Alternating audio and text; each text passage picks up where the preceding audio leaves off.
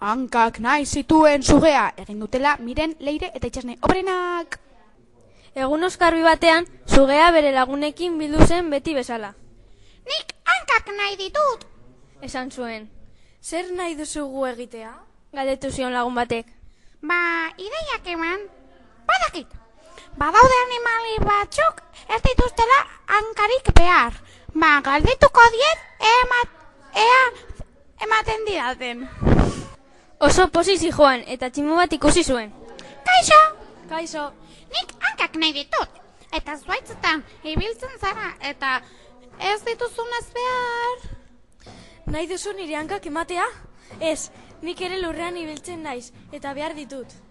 Bale, barkatu. Kalestu batetik pasa zen eta urrutik sagu bat ikusi zuen. Kaixo, zuk hankak behar dituzu? Bai, zuretatik sartzeko eta gauza gehiago eretzako. Bale, joe. Harri batean igota txori eder bat ikusi zuen eta beraren gana hurbildu zen ea hankak ematen zion. Kaixo, txori. Kaixo, tio, zer nahi duzu? Zuk engan egiten dakizunez, ez dituzu hankak beharko. Bai, ni ere lurrean egon behar naiz janaria lortzeko. Orduan zer. Ezekien zer egin, animali asko ikusi ditu eta guztiak behar dituzte, baina bapatean arma bat ikusi du. Horengoan bai izango ditudala hankak. Pentsatu zuen.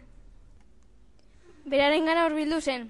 Kaixo, Kaixo, zuk zortzi hanka dituzunez, zeirekin ez zaizu ezer gertatuko. nik guztiak behar ditut, sareak egiteko eta hortik ibiltzeko. Bale, agur. Barkatu, baina ezin dut. Harri batean zegoen, eunzango bat pasa zenean. Horrek bai, emango dizkidala bianka, egon ditu eta. Pentsatu zuen. Kaixo, zango. Kaixo, zuge. Emango aldizkidazu bianka? Ez, Zergatik, egon dituzuetan? badakit, baina bianka ematen badizkizut ja ez naiz izango eunzangoa. 98 izango bezik. Ondo da. Oso triste zegoen ez zituelako hankarik lortu, eta harri batean etxan zen, lo egitera. Bapatean tximeleta bat etorri zitzaion eta sanatu zen. Kaixo, zuge, zer gertatzen zaizu? Hankak nahi ditudala, eta ez zaten norbereak ematen.